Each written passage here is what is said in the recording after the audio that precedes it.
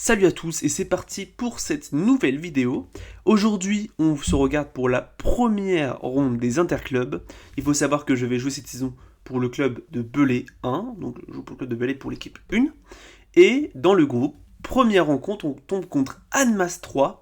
Les grands favoris, en fait, selon les statistiques, c'est Annemasse 3 qui a l'équipe la plus forte, même si ça peut changer évidemment au cours des saisons.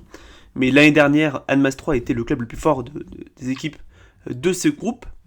Et du coup, un peu de pression et je combats. Du coup, un 1913, donc c'est un très fort joueur, qui s'appelle Mohamed Bounjakou. Et je suis accompagné de 3 joueurs expérimentés dans l'équipe. Évidemment, le but c'est de gagner cette ronde. J'ai les blancs échiquier 1. Et du coup, c'est parti, je balance E4. Mohamed, il faut savoir que c'est un 1900 Elo qui est relativement âgé, il me semble qu'il a aux alentours des 50-60 ans, et il a été quasiment demi-Elo, un peu plus tôt dans sa carrière, donc il fait peur. Ici, Mohamed opte pour E6, la défense française, une défense typique pour préparer D5, je joue notamment souvent ce coup. D4, D5, et je décide cette partie de balancer la variante d'avance, la variante que je connais le mieux en réalité de la française, avec les blancs. J'ai notamment joué ça pas mal à La Plagne, à Bourgoin, etc., etc. Ici, Mohamed répond avec C5, C3, cavalier C6 attaque le centre, cavalier F3 le défend, et fou D7. Donc la variante EU, enfin EU, je sais pas comment ça se dit, E-U-W-E. Mais il opte pour cette variante qui va venir être très stable en fait. Le fou se développe, le but étant de venir jouer une partie plus positionnelle que certaines françaises, notamment la française El Poutiane, pour ceux qui connaissent. Ici, je décide du coup d'opter pour fou E2. J'ai un vague souvenir de la théorie, je ne la connais pas non plus énormément, mais je sais que ici le coup c'est fou E2, pour venir simplement préparer le roc, garder la défense de la dame sur le pion, et ici, simplement continuer le développement. Mohamed à présent joue cavalier Ge7. Évidemment, récupérer n'est pas bon à cause de cavalier G6 qui vient récupérer le pion d'une manière ou d'une autre. Donc ici, il faut que je réfléchisse et je vais en fait pas mal hésiter parce que je ne me souvenais juste plus de la théorie. Ça arrive, mais je vais réfléchir 2-3 minutes et finalement je vais me dire c'est vrai que c'est ça le coup. Parce que j'ai essayé notamment de me rappeler une partie que j'ai faite à La Plagne contre Maelbrech, ronde 5 ou 6. Mais du coup, je me souviens finalement que le coup théorique c'était cavalier A3. Un joli coup qui profite du fait que le cavalier bloque le fou pour initier une manœuvre. Donc ici, cavalier F5, je pars Mohamed. Pas encore, autant pour moi. Il intercale d'abord C prend D, C prend D. Et après, cavalier F5 attaque le pion et attaque le cavalier. Le but de la manœuvre se fait ressentir avec cavalier C2 pour venir défendre le pion. Ici, tour C8, je vais par Bounjakou, pour Mohamed. Donc son but, c'est venir simplement prendre la colonne ouverte. Un coup spécial. C'est un peu lent, selon moi. C'est peut-être pas le meilleur coup, mais ça fait sens. Et ici, je continue avec fou D2. Donc vous avez notamment vu cette manœuvre dans la partie que j'avais faite contre Maël. C'est une manœuvre que j'ai vue dans certaines parties de maître, notamment il me semble que j'avais vu une vidéo faite par... contre plutôt Julien Song. Julien Song avait étudié une de ces parties où les blancs avaient fait cette manœuvre, et je trouve qu'elle est quand même assez futée, et c'est pour ça que je l'emploie dans cette partie. Le but de ce coup, en fait, c'est de venir mettre le fou en C3. Le fou noir aurait été du mal, souvent, à se développer dans la française, donc en C3, il fera partie de la structure de pion, entre guillemets, pour venir consolider l'aile dame, et il aura plus de rôle que peut-être être en fianchetto où il sera coincé, ou en F4 où il sera affaibli. Ici, Mohamed répond Dame B6 pour mettre pression sur D4 et B2, et du coup fou C3 forcé, je défends tout, et le fou du coup a un rôle défensif. Ici A5 je pars Mohamed, un coup que je considère comme étant un peu imprécis en réalité, finalement on sait pas trop ce que ce coup fait, parce que la poussée A4 A3 n'est pas vraiment faisable, je vais simplement pousser A3 au pire du pire, et même si jamais il le fait, je pourrais toujours pousser peut-être B4 ou B3, ça peut être intéressant.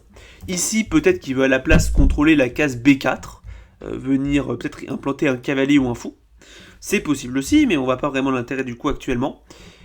Et voilà, pour l'instant, je vois pas. Donc ici, je joue simplement fou D3, pour l'instant. Je viens tranquillement améliorer mon fou, attaquer peut-être le cavalier. J'ai pour plan en fait de prendre le cavalier pour déloger l'astuce de pion et peut-être attaquer plus tard. Et surtout, je veux garder en fait la flexibilité, c'est-à-dire que si je rock trop rapidement, j'ai peur qu'il y ait peut-être un coup comme H5, G5 et qu'il vienne commencer à m'attaquer. Ici, il joue fou E7, prépare le rock, mais il avait mieux. Ici, cavalier B4 semble d'ores et déjà être mieux. Par exemple, fou prend, pion prend, petit rock et fou A4 est apparemment le meilleur coup pour venir se débarrasser du fou de case blanche qui est souvent mauvais dans les françaises parce qu'il est coincé derrière sa structure de pion. Logique finalement. Fou E7, donc ici je joue petit rock, il répond petit rock, et tour C1 je prends aussi la colonne ouverte. Notez aussi que ma tour défend aussi le fou et le cavalier, un peu par rayon X, et ça peut être bon dans cette ligne. Ici, il joue G6, mon adversaire. Un coup que je ne comprends honnêtement pas, peut-être qu'il voulait faire en sorte d'être capable de jouer G prend F5, mais je vois pas vraiment intérêt honnêtement. Et je réponds Dame D2.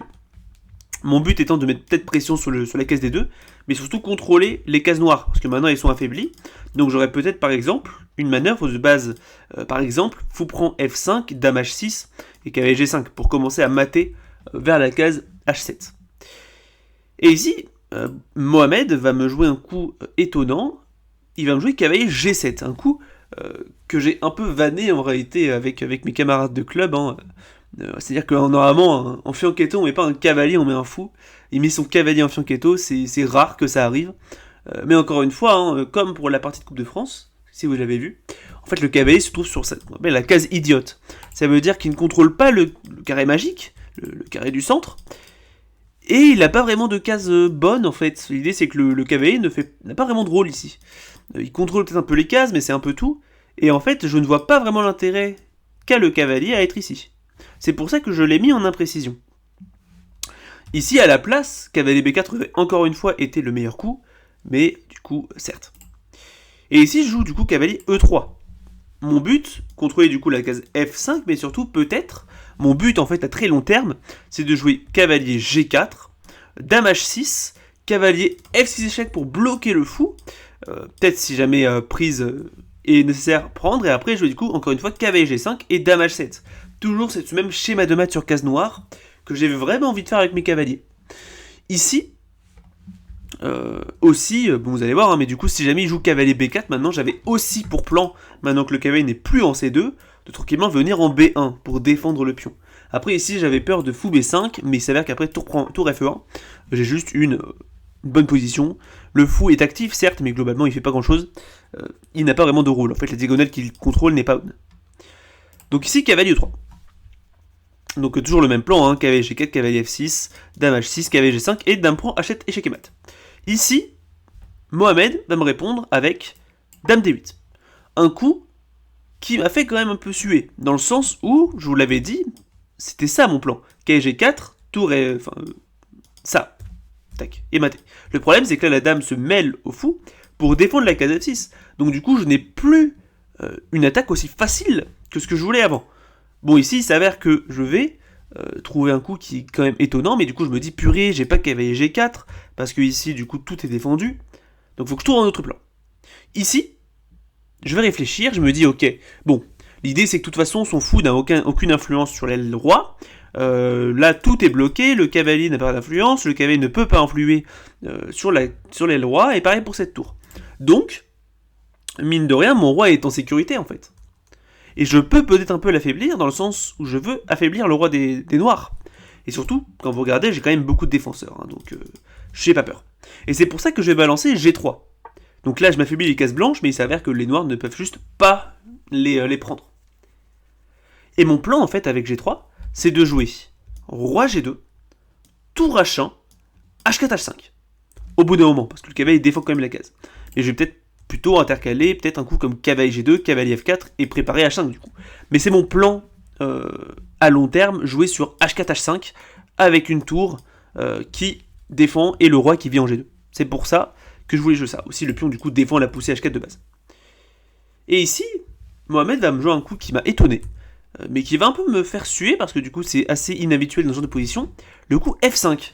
Son but, pousser F4, et surtout fermer la position, faire en sorte que mon pion ne serve plus à grand chose, parce qu'il n'a pas réussi à contenir la poussée du pion F. Donc là je vais me dire, qu'est-ce que je fais ? Est-ce que je le laisse, mais je prends F4, donc probablement pas. Si je joue cavalier G2, on voit pas vraiment l'intérêt. Hein. Il pourrait par exemple jouer G5 au bout d'un moment, puis H5, puis H4, et il commence à trouver de l'activité. Donc pas bien. Je vais me dire finalement, ok, je peux prendre. Mais ça lui donne de l'activité, et peut-être qu'il pourra pousser E5 au bout d'un moment. Mais finalement, je calcule un petit peu et je me dis, attends, mais est-ce que F5 c'est pas un peu bête? Et finalement, je vais dire, ok, j'ai la réfutation. Prise en passant. Avec l'idée, déjà s'il prend avec la tour, le problème c'est qu'il y a le cavalier E5. Tu ne peux pas prendre, parce que du coup il y aurait pion prend et la tour serait attaquée, et le cavalier est une pièce maîtresse de défense du pion ici qui a attaqué 2 fois, donc si par exemple il y a prise, la tour est attaquée et le pion aussi, donc tu perds du matériel.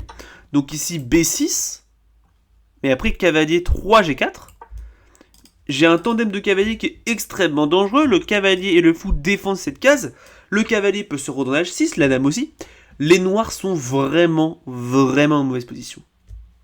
Donc ici, après, prise en passant, prendre du fou est forcé, mais maintenant j'ai cavalier G4, qui attaque le fou, et on sait pas trop ce qu'il fait. Ici, il continue avec cavalier H5, un essai pour en fait faire en sorte que si je prends le fou, il va récupérer du cavalier et le consolider, l'améliorer.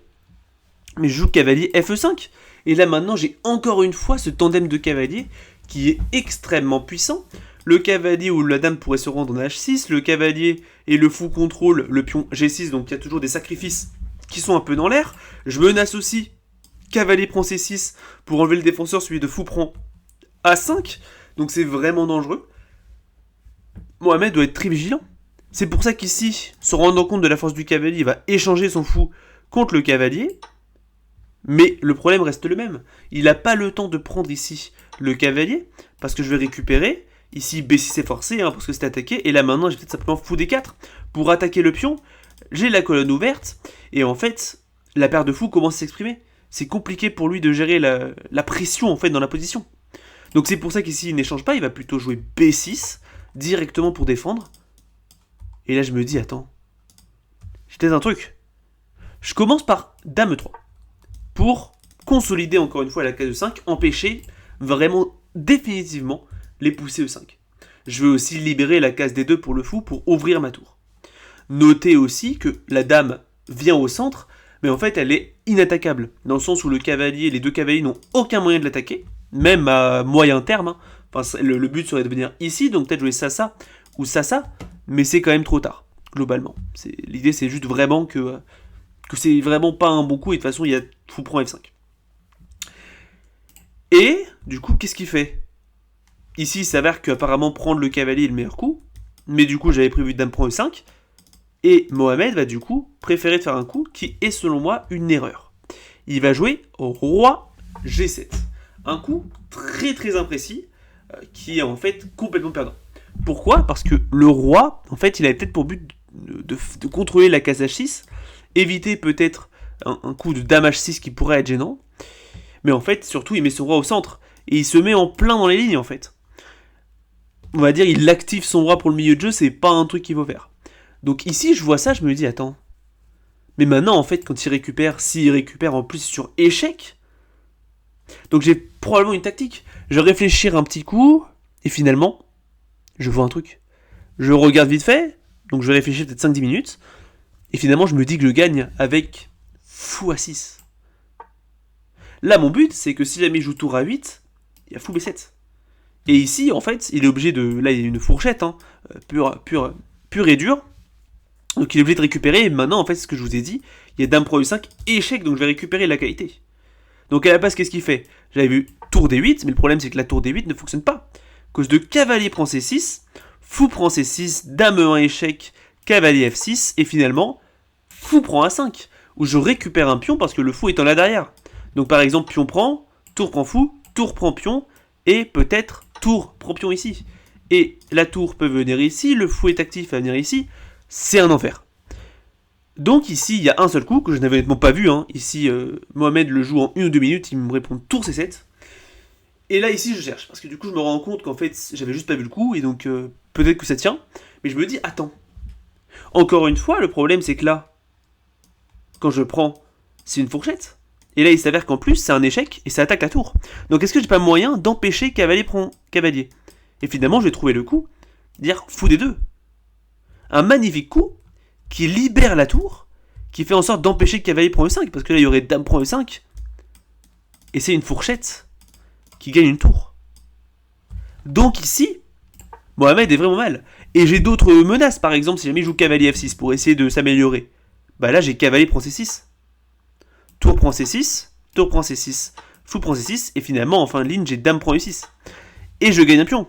Donc je vois ce genre de menace et je me dis, waouh, je suis trop incroyable, je me lève, je suis tout souriant, je suis vraiment excité, parce que je me dis que je vais gagner cette partie, et Mohamed me répond, dame E8.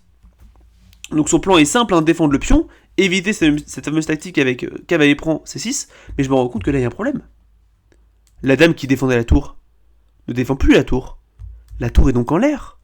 C'est-à-dire que la tour cloue le cavalier à la tour, et donc je joue fou B5. Je mets pression sur le clouage. Les noirs n'ont toujours pas cavalier prend cavalier à cause de dame prend pion. Enfin, dame prend échec. Donc là, en fait, Mohamed est vraiment mal. Si par exemple, il joue cavalier F6. Ici, je pourrais par exemple jouer cavalier prend C6, fou prend C6, et peut-être un coup comme dame E5. Oula, je me trompé. Dame E5, pour attaquer la tour.